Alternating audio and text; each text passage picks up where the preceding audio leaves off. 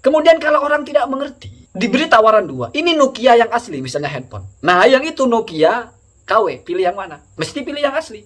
Kita bilang, waqala Rasulullah, hadis. Yang dibicarakan itu ucapan Nabi. Mereka, waqala Nawawi. Ya, Nawawi, siapa Nawawi? Waqala Tobari. Waqala, siapa Tobari itu? Waqala Al-Qurtubi, siapa Qurtubi itu? Waqala Ibnu Hajar itu siapa? Bukankah panutan kita Rasulullah Shallallahu Alaihi Wasallam? Waqala, nah ini baru yang pas. Nah itu kan pemahaman orang kan. Waqala Allah. Nah apalagi yang ini. Inilah cara kita menyikapi hadis Nabi. Inilah cara kita menyikapi Al-Quran. Bukan peletak-peletok qala Rasulullah Shallallahu Alaihi Wasallam. Seolah-olah kita ini sahabat yang langsung mendengar dari Nabi langsung paham. Sahabat-sahabat Peter Pan ya. Assalamualaikum warahmatullahi wabarakatuh. Bismillahirrahmanirrahim. Alhamdulillahirabbil alamin. Allahumma sholli ala sayyidina Muhammad wa ala alihi wa sahbihi ajma'in, amma ba'du. Sekarang pertanyaannya, kenapa ditolak sekian lama tapi sampai sekarang masih eksis? Kita lihat Arab Saudi masih sangat eksis dengan paham wahabisnya. Di Indonesia juga masih eksis. Kenapa bisa seperti itu? Ada selentingan orang bilang itu karena ada dananya, tapi saya tidak mau bicara itu. Itu butuh penelitian, itu butuh istiqra, butuh tasabut, butuh tabayyun ya. Saya tidak mau bicara itu. Walaupun Gus Idrus pernah bilang, ada kawannya bercerita bahwa satu Ustadz Wahabi itu digaji 15 juta. Tetapi itu khabar ya. Ya tamilus sidqa wal kadhib. Bisa benar, bisa salah. Ya, tidak ada pentingnya juga kita bahas itu. Analisa saya sederhana. Kalau kita perhatikan, Ustadz-Ustadz Salafi Wahabi yang ada di Indonesia itu memperkenalkan diri sebagai orang yang ingin mengajak umat kembali kepada sumber agama yang paling suci, yang paling pure, yang paling murni, yaitu Alkitab was Sunnah. Efek dari ucapan ini apa? Kita tidak perlu ikut kitab-kitab ulama-ulama, cukup ikut kitab dan sunnah. Ikut kitab maksudnya Al-Quran dan hadis gitu. Sehingga dakwah-dakwah mereka, ceramah-ceramah mereka selalu bicara tentang hadis. Ini nggak ada hadisnya. Dalilnya apa? Hadis. Dalilnya apa? Ayat. Dalilnya apa? Hadis. Kalau orang itu kan enggak. Ibarahnya apa? Nah inilah orang itu tuh nggak tanya dalil, tapi ibarahnya mana ya? Ketika bicara tentang hukum mesti pertanyaannya apa ibarahnya? Di kitab apa? Bukan di hadis, bukan di Quran, bukan. Di kitab apa? Jadi kalau secara level itu seolah-olah kita itu grade kedua. Kita masih sibuk membahas pendapat orang, sementara mereka langsung pendapatnya Allah dalam Al-Quran dan pendapatnya Nabi. Kan lebih keren. Orang-orang yang tidak paham kan merasa, wow, luar biasa ini.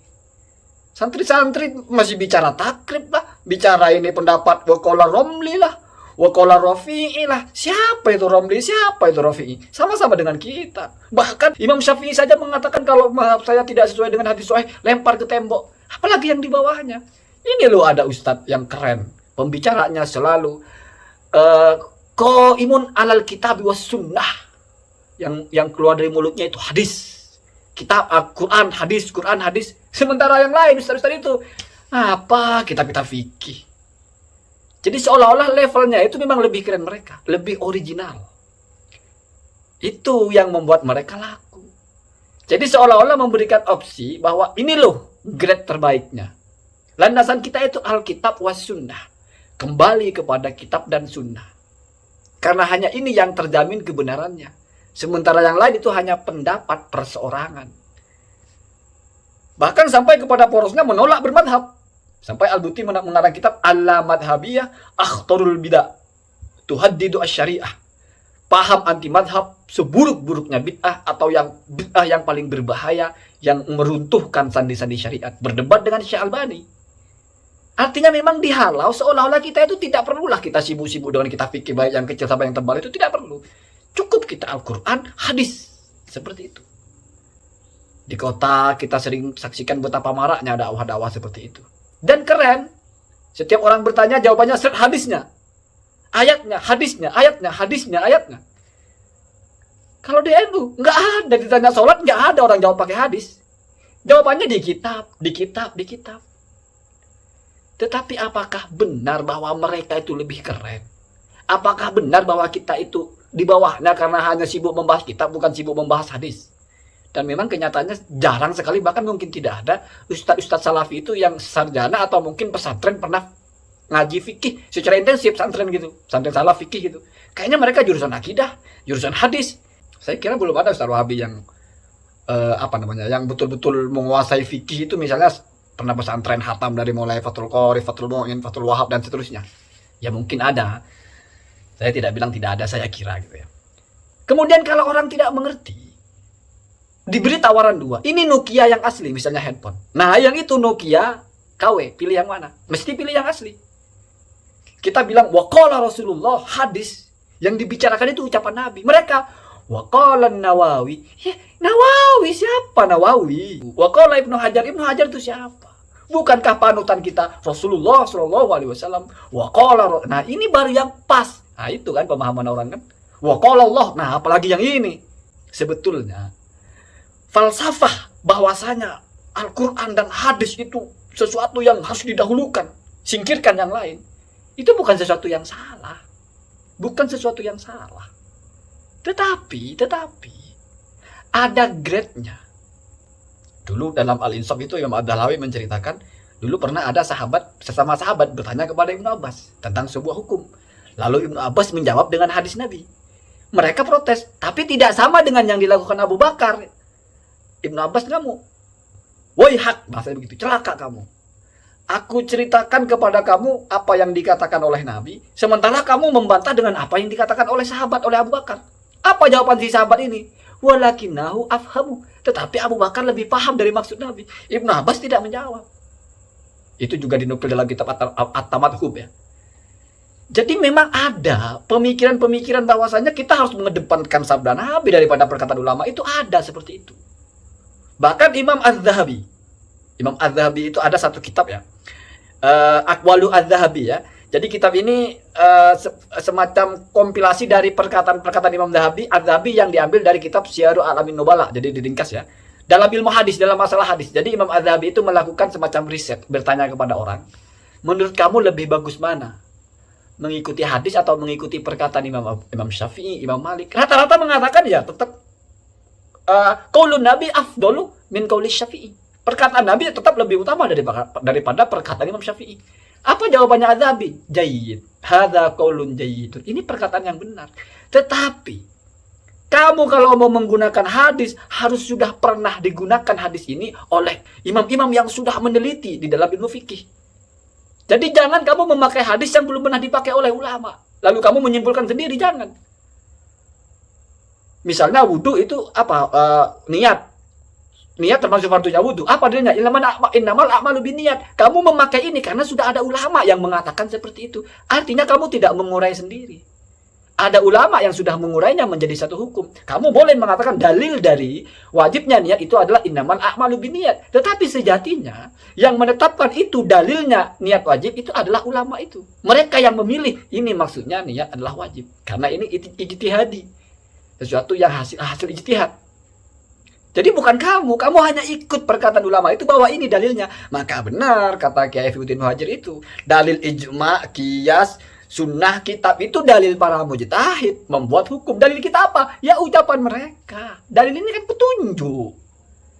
Kamu tidak akan tahu apa kandungan dari hadis, apa kandungan dari ayat kalau tidak diurai oleh mereka. Dan yang menjadi petunjuk bagi kamu adalah hasil uraiannya, bukan hadisnya, bukan Qur'annya. Makanya kita sibuknya bicara hasil uraian, bukan sumber utama. Dan ini adalah jalan terbaik. Kenapa? Karena hadis itu mudillatun illa lil fuqaha. Hadis itu berbahaya kecuali bagi ahli fikih. Perkataan seorang ulama hadis Imam A'mash, ya ma'syarul fuqaha antumul atibba wa nahnu sayadilah. Wahai ahli fikih, kami ini adalah apoteker dan kalian dokternya. Maka kalian yang menentukan penyakitnya apa, lalu butuh obat apa, lalu dosisnya seperti apa, dan ambil di kami. Ucapan Imam A'mash ini pengakuan jujur setelah ada satu kasus. Orang datang kepada Imam A'mash dan di sebelahnya duduk Abu Nu'man. Abu Nu'man itu Imam Hanafi, tanya tentang hukum. Imam A'mash tidak bisa jawab. Kemudian suruh tanyanya kepada Abu Nu'man. Abu Nu'man menjawab. Imam A'mash bingung. Min aina, dari mana Anda mau jawab seperti itu? Min hadisin haddastanahu. Ya dari hadis yang kamu ceritakan kepada kami. Bahkan kalau lebih rinci di dalam kitabnya Ibnu Hajar itu, kasusnya adalah Orang yang datang itu bertanya bagaimana hukumnya perempuan yang ingin membantu memandikan suaminya yang meninggal. Nah, Imam Ahmad tidak bisa jawab. Tanya ke Abu Hanifah, ya sudah, mandikan. Ditanya, dari mana dasarnya? Dari hadis bahwa Aisyah pernah membantu menyisir Nabi ketika masih hidup. Kalau ketika hidup saja membantu sesuatu yang bisa dikerjakan oleh dirinya boleh, apalagi sudah mati. Sudah tidak bisa dia mandi sendiri, apa alasan istri tidak boleh membantu memandikan? Ini kan kias aulawi bahkan ya. Dan itu tidak ada di dalam hadis. Itu dikenal oleh ulama-ulama fikih. Jadi seperti itu. Nah, kalau kita sudah mengenal ini, maka kita yakinkan kepada masyarakat bahwa ketika kita menjelaskan hukum tidak pakai Al-Quran, tidak pakai hadis, bukan kita tidak tahu. Bukan kita mengambil level 2, enggak. Tapi memang inilah cara kita beragama yang benar. Sama dengan kamu minum, itu memang aqua, itu minuman terbaik. Tapi kamu enggak ke gunungnya langsung. Di depan kamu itu, yang di botol itu yang kamu minum. Beras terbaik yang ditanam di sawah-sawah itu, kamu enggak makan dari sana. Kamu makan setelah beras itu di packing. Ya toh. Ini kan sudah simpel, sudah enak. Bahkan kuncinya, idza ta'arada al-nassu aqwal al-fuqaha, apabila nas bertentangan dengan pendapat atau ucapan ulama-ulama fikih, fal ahdu bi aqwalil fuqaha, yang diambil itu pendapat ulama fikih. Bukan karena ini lebih unggul, tapi mereka lebih paham apa maksud dari nas ini. Seperti itu kaidah baku itu. Jadi kamu baca hadis kok tidak sama dengan perkataan ulama. Bukan berarti, wah saya tinggalkan perkataan ulama, saya ambil hadisnya. Hadis itu satu hal. Nasun an-nassu amrun wa fahmuka anhu amrun akhar. Nas itu satu hal, pemahaman kamu hal yang lain. Ketika nas itu bertentangan dengan ucapan ulama, yang bermasalah di sini bukan berarti, belum tentu berarti nas itu tidak sama dengan maksud ulama ini. Tetapi mungkin pemahaman kamu tentang nas itu berbeda dengan pemahaman ulama ini tentang nas itu. Maka dari itu atas nama tahu diri kamu ngalah. Jadi tidak pernah ada nas bertentangan dengan pendapat ulama. Yang ada adalah pemahaman kamu tentang nas bertentangan dengan pemahaman ulama tentang nas. Nah, maka dari itulah kamu ngalah, ikut pendapat ulama. Jadi kalau kamu bilang ini kok ulama ini berbeda dengan ayat ini, bukan ulama itu berbeda dengan ayat itu, tapi ulama ini berbeda dengan pemahaman kamu tentang ayat itu. Ini yang harus kita tekankan. Ini yang harus kita pahamkan. Karena dengan begitu ilmu itu hidup. Kenapa hadis itu rumit untuk dipahami sendiri? Kenapa ayat itu rumit untuk dipahami sendiri? Kenapa harus ada rotbah, ada tingkatan mujtahid mutlak, mustakil? Ada mujtahid mutlak saja tapi tidak mustakil, ada mujtahid fatwa. Kenapa? Dan itu apakah hanya tadrij yang main-main saja? Enggak, itu ada silsilahnya. Itu ada kronologisnya. Itu ada bangunan rangka ilmiahnya yang kokoh sampai-sampai terbentuk pola seperti itu. Bukan main-main, bukan kaleng-kaleng. Tiba-tiba ini mau dihantam dengan segelintir orang datang-datang bawa Sahih Muslim, Bukhari, Sunan Tirmidzi, wudu pakai hadis semua, jebret. Oke kalau cuman gampang. Kalau ada pertanyaan yang rumit, misalnya begini. Orang mau sholat, dia kalau sujud mesti keluar kentut. Pertanyaannya, apakah dia sholat tetap sujud walaupun keluar kentut? Atau dia meninggalkan sujud itu? Jadi ketika sujud dia hanya dengan isyarat demi menjaga agar tidak kentut. Kamu sampai bego nyari di hadis nggak bakal nemu. Ya kalau cuma ditanya hukum ini haram, bagaimana jenggot? Bagaimana isbal? Haram, finar, duk bid'ah, sesat. Ya enak jawab pakai hadis. Coba pertanyaan-pertanyaan dalam bahsul masail itu cari di hadis itu. Geleng-geleng juga kan. Inilah dialog keilmuan yang sesungguhnya. Inilah cara kita menyikapi hadis Nabi. Inilah cara kita menyikapi Al-Quran. Bukan peletak-peletok qala Rasulullah Shallallahu Alaihi Wasallam. Seolah-olah kita ini sahabat yang langsung mendengar dari Nabi langsung paham. Padahal sahabat Peter Pan ya. Semoga ada manfaatnya. Assalamualaikum warahmatullahi wabarakatuh.